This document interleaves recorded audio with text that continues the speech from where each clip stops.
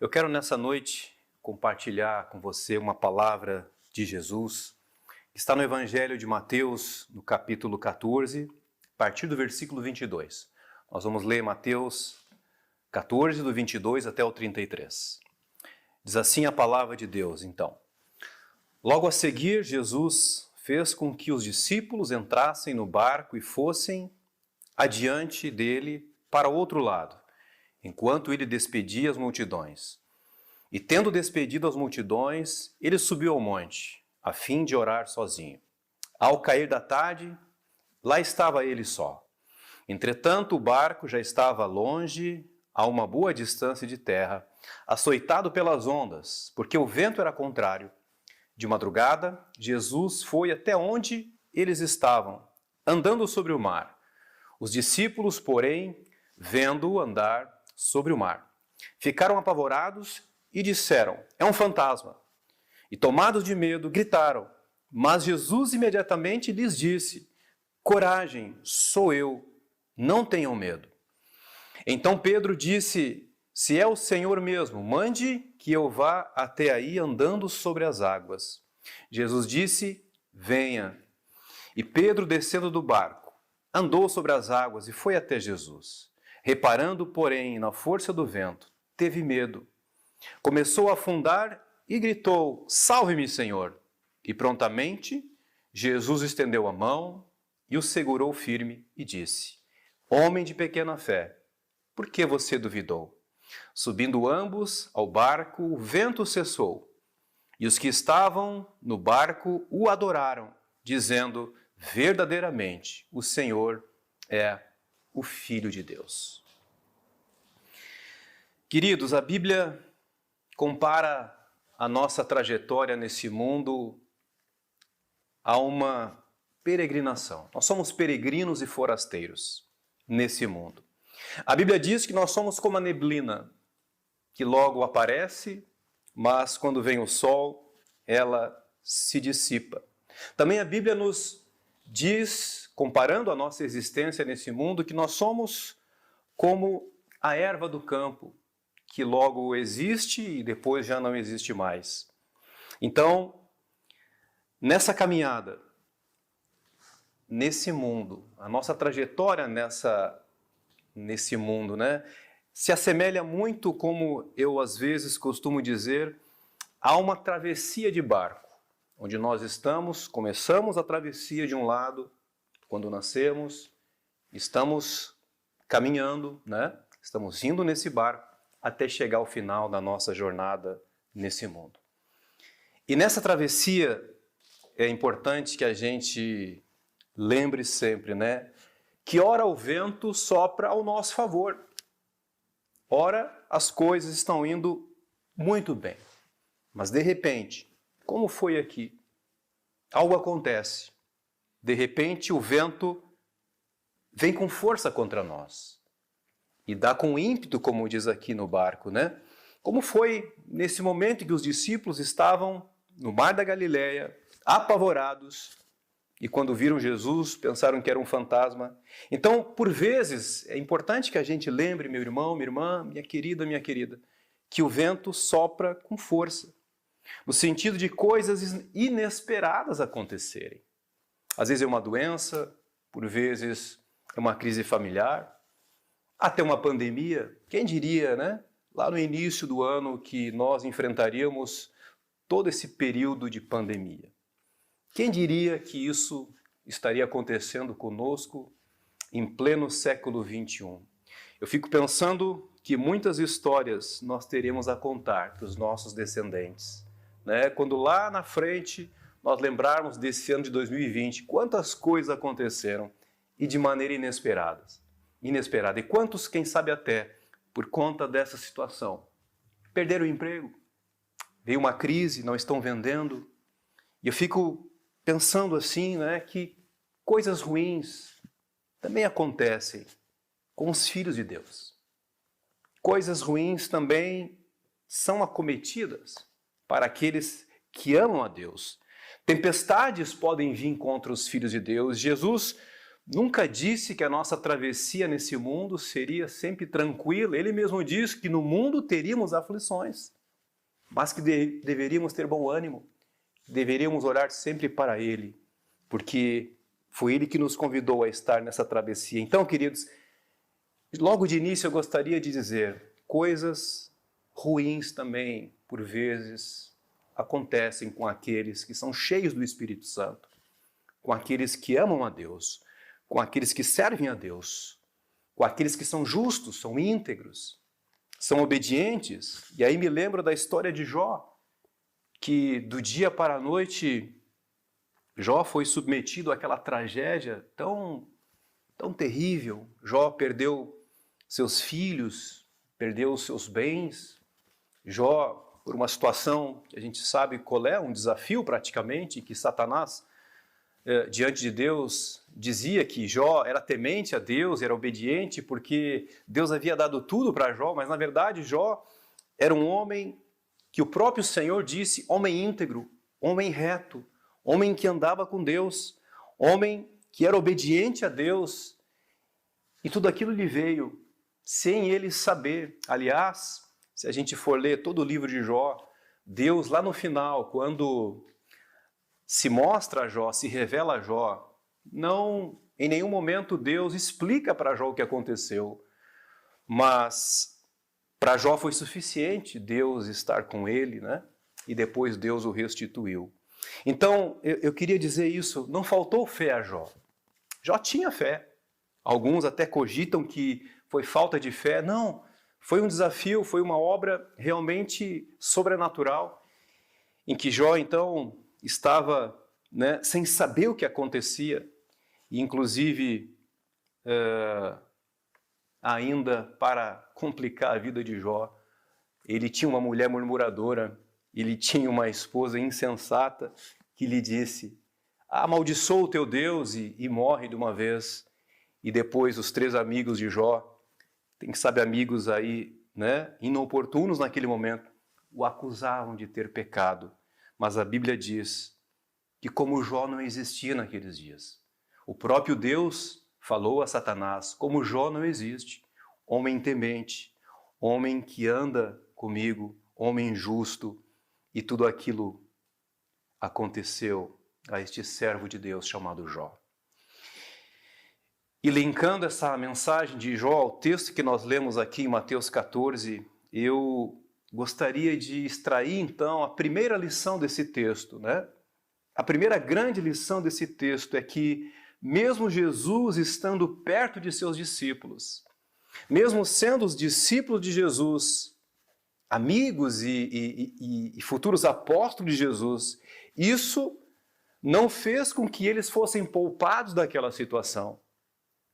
Jesus não os poupou, aliás, o próprio Senhor Jesus, no versículo 22, falou que eles entrassem no barco e fossem para o outro lado e lá o esperassem. Então, eu queria dizer nessa noite que Jesus nunca nos falou nos evangelhos, nem a Bíblia em momento algum disse que a vida de um crente seria uma vida sem lutas, sem desafios, que um crente jamais iria passar por alguma necessidade. Isso não é verdade. O que Jesus falou é que lutas viriam, problemas surgiriam, mas que o final seria glorioso. Nós estamos nesse mundo de passagem, como esse barco aqui, né, que saiu de um lado do Mar da Galileia e foi até outro, uma passagem, né, e no meio dessa passagem, eles começaram tranquilos, estava tudo a favor, mas depois veio o vento e as ondas começaram a açoitar o barco dos discípulos e eles então ficaram naquela situação. Percebam então, meus queridos irmãos, minhas irmãs, você que nos escuta, que os discípulos estavam tão somente, naquele momento ali, obedecendo Jesus. E por estarem debaixo da obediência de Jesus, e debaixo da palavra de Jesus que disse no versículo 22, passem a outra margem. Foi por isso que veio essa situação.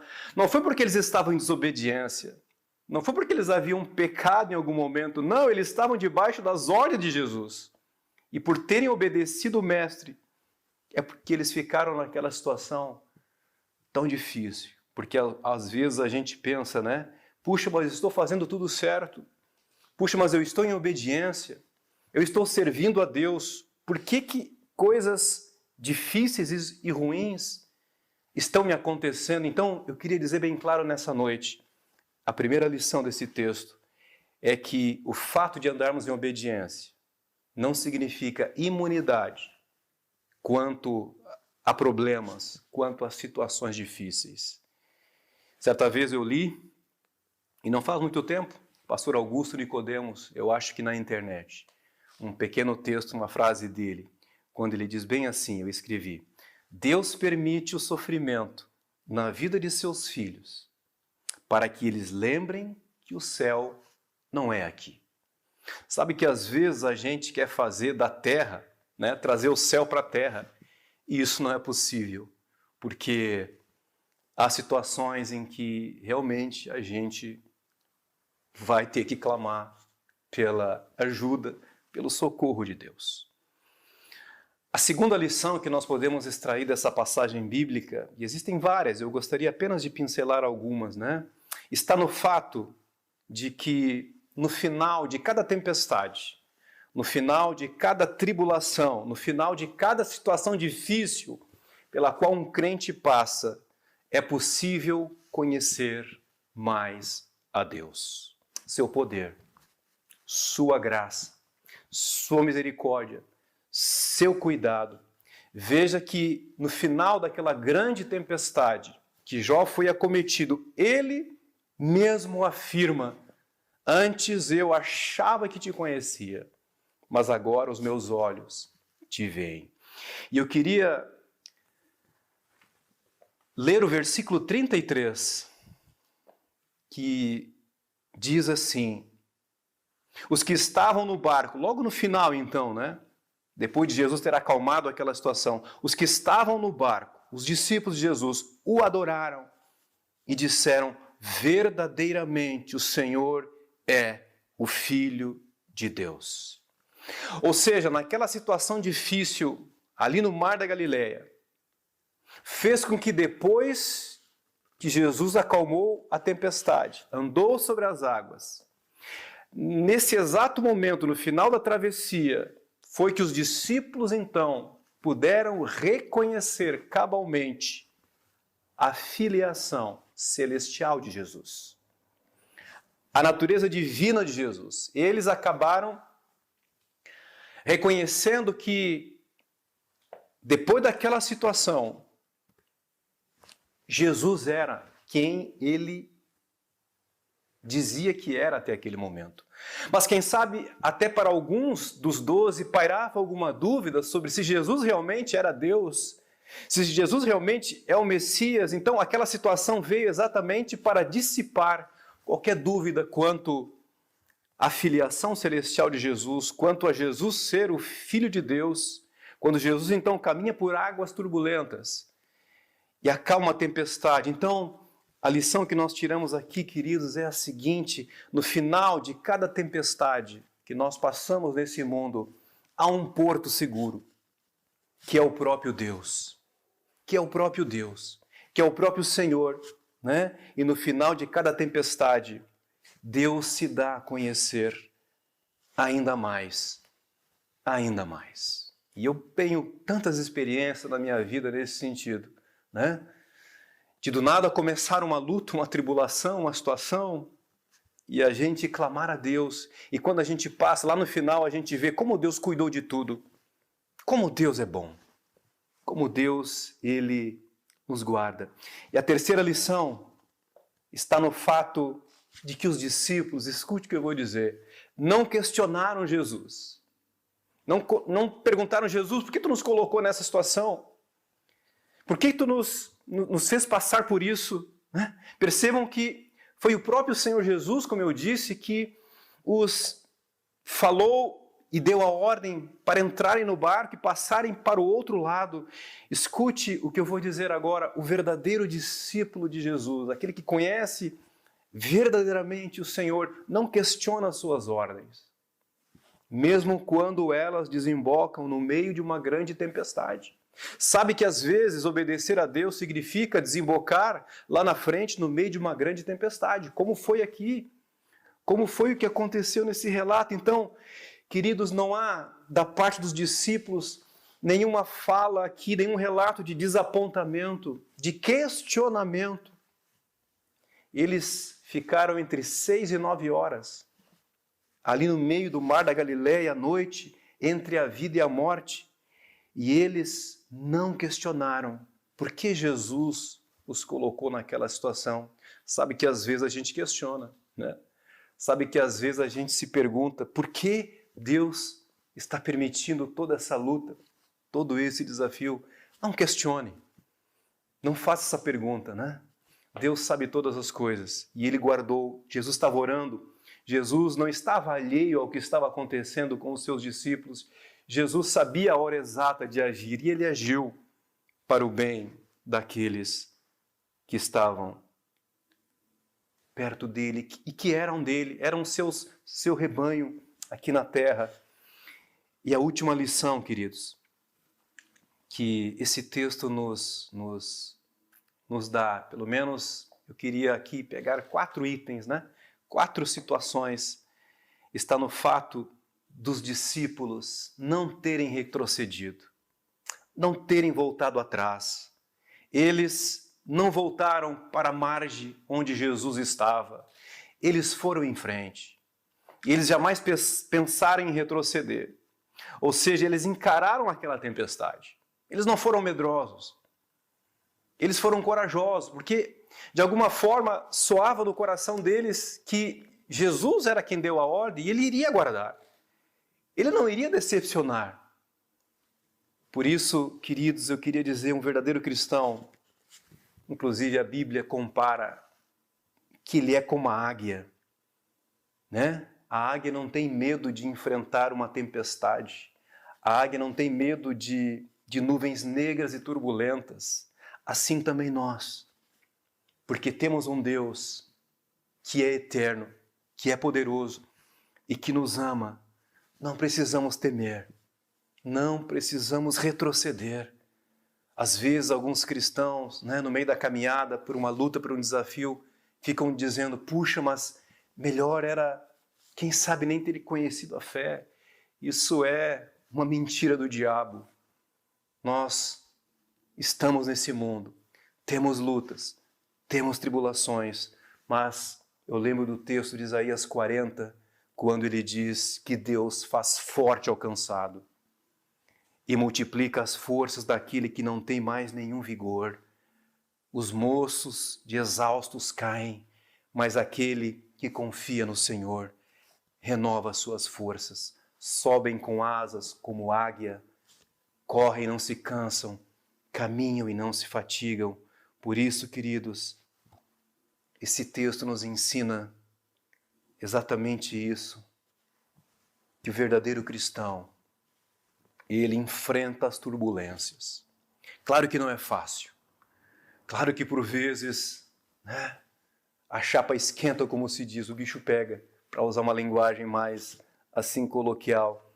Mas com fé, coragem e esperança, nós vamos chegar até o final dessa jornada.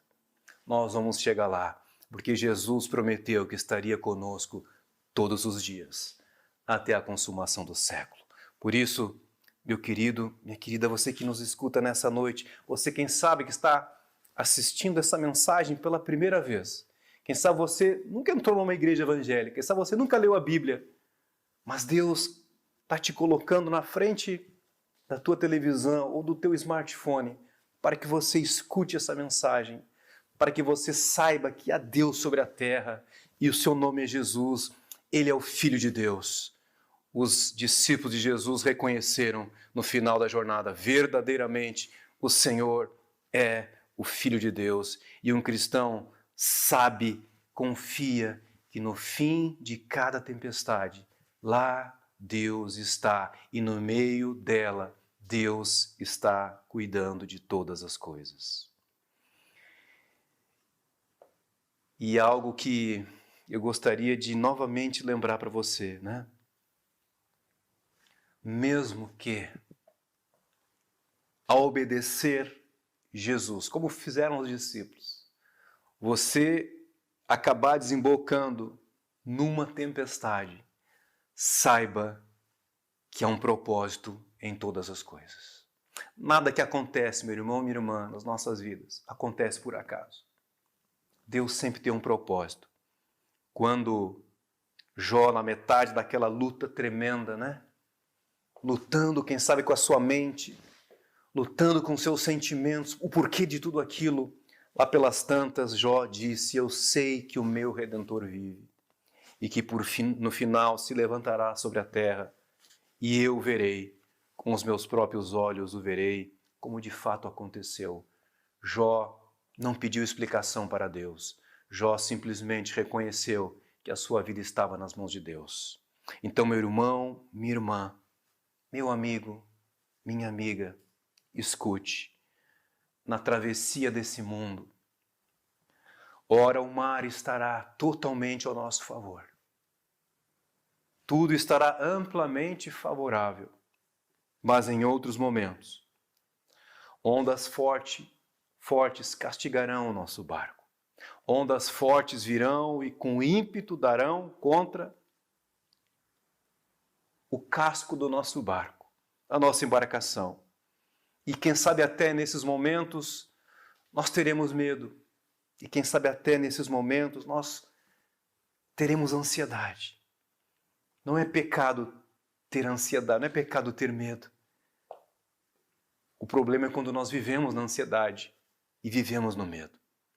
Aí nós estamos diminuindo o Deus que nós temos. Aí nós estamos dizendo, de certa forma, que Deus não é capaz de nos tirar daquela situação.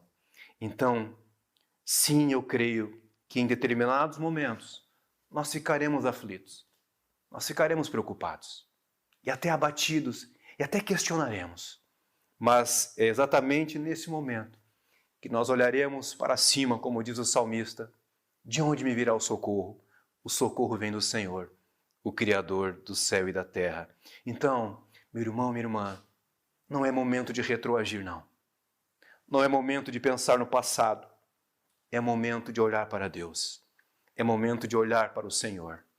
É momento de dizer: eu sei que meu Redentor vive. Eu sei que essa luta vai passar. Essa tribulação tem início, meio e fim. E mais do que isso, tem um propósito. Por isso, nesta noite, creia nessa mensagem. Olhe para Jesus. Não olhe para a situação. Não olhe para a circunstância. Olhe para aquele que é o autor e consumador da tua fé. Olhe para Jesus, porque Ele é suficiente. Vamos orar. Pai, nesta noite nós te agradecemos. Obrigado pela tua palavra, Pai, que nos ensina que céus e terra irão passar, mas a tua palavra se manterá de pé até o final.